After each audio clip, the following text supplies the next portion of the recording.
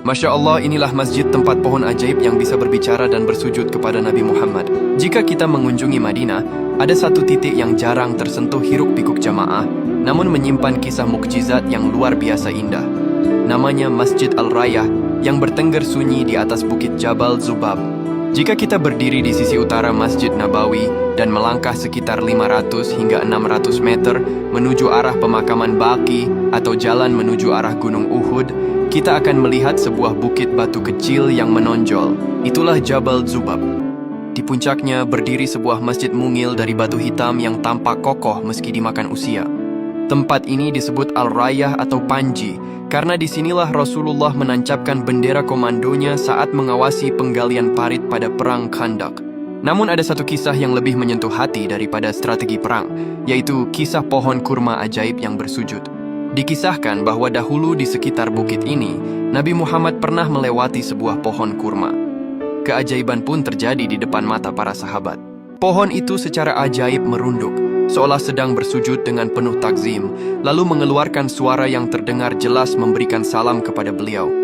Assalamualaikum ya Rasulullah. Bayangkan betapa bergetarnya suasana saat itu. Alam semesta seolah mengakui kenabian beliau ketika sebagian manusia masih menutup mata. Masjid Al-Rayah ini dibangun untuk mengabadikan momen-momen sakral di bukit ini, menjadikannya saksi bisu bahwa cinta kepada Rasulullah tidak hanya milik manusia, tapi juga pepohonan dan bebatuan. Saat ini, Masjid Al-Rayah tetap mempertahankan karakternya yang autentik. Pemerintah Arab Saudi terus menjaga kelestarian situs-situs bersejarah ini sebagai bagian dari proyek pelestarian warisan Islam. Meskipun ukurannya kecil, hanya sekitar beberapa belas meter persegi, masjid ini memancarkan aura ketenangan yang berbeda. Dinding batunya yang gelap dan kasar menyimpan suhu yang sejuk.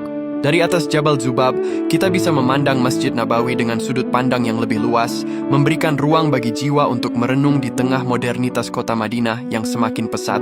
Mengunjungi tempat ini bukan sekadar berfoto, tapi merasakan kembali getaran mukjizat masa lalu.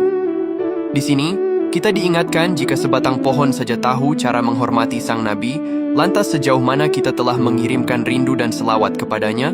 Ya Allah, semoga kita semua bisa beribadah ke tanah suci dan bisa sholat di masjid ajaib ini. Amin. Allahumma salli ala Sayyidina Muhammad.